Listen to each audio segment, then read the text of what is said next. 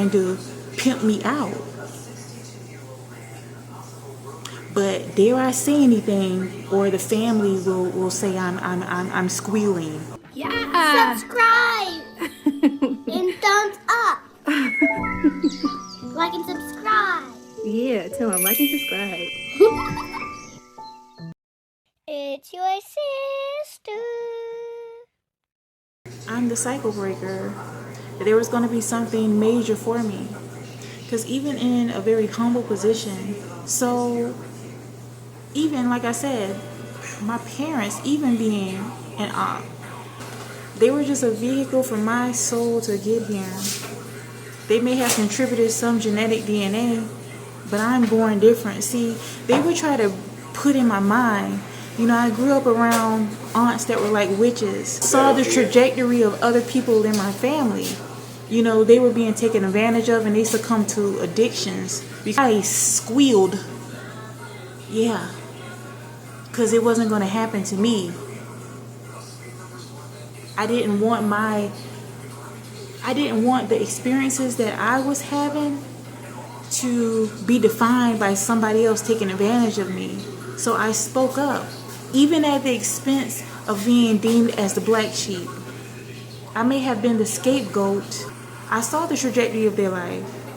They succumbed to being bullied. As many of you will be slaves to ideology that is persisting within your lineage, and you feel as if you have to go through that. So when they would tell me, you're a hoe, you're a bitch, you're going to be just like us, I disputed it. I'm not going to be like y'all.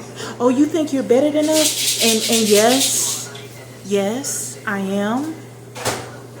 And so any young ladies that watch my content, okay, that your mind isn't completely bombarded because there's a lot of bullying when it comes to the sisterhood. If you have it in you, even if you don't have many people around you that are speaking positivity into your mind, you're going to have to speak it to yourself. You're going to have to try to find, even if it's in the form of books, okay, if it's in the form of people that you don't even know that are putting forth a positive example, focus on that. Don't focus on the witches and the warlocks that are around you, okay, that tell you that you can't be any better than them. And be better. Don't be bitter like they were, because many of them are hurt and wounded to the point where they just identify with the degeneracy and they expect you to do so too. So if that means that you have to speak up for yourself because you see that, okay, this happened to this relative and now they're drunk out of their mind all the time, but yet they're still around these people, learn from their examples. You don't have to experience everything that your family members are experiencing, even if they bully you.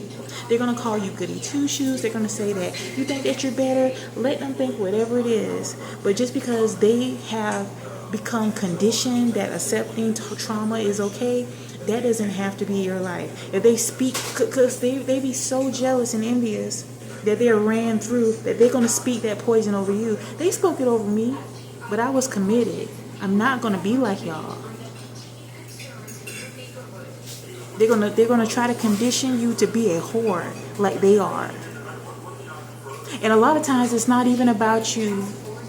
A lot of times because they're mad at your daddy or they're mad at an uncle and they know that the dad really loves their daughter, the ultimate get back is, well, I can't really do anything to this man, so I'm going to turn his daughter out.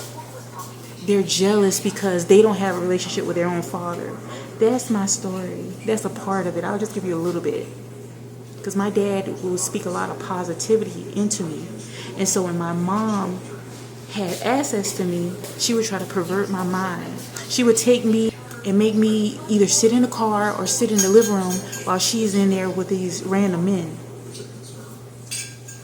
So she was teaching me how to be a conniving whore.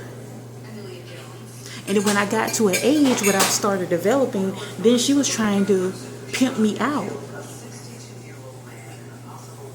But dare I say anything, or the family will say I'm squealing. I'm snitching on the family. And I was determined that wasn't going to be my legacy. Okay?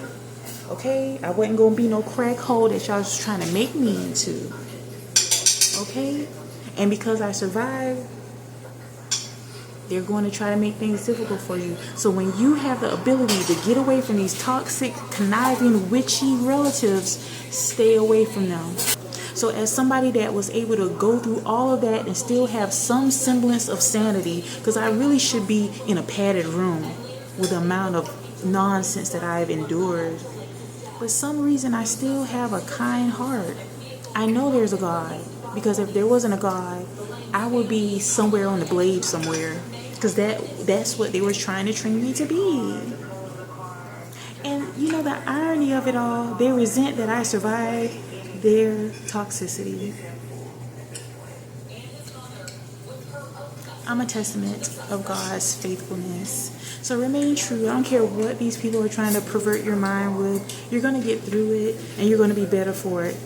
But there's going to be a lot of people that are going to be bitter that you decided to choose you. All praises to the Most High, Jesus Christ, Yeshua. Daughters of the Most High God, you're going to get through this.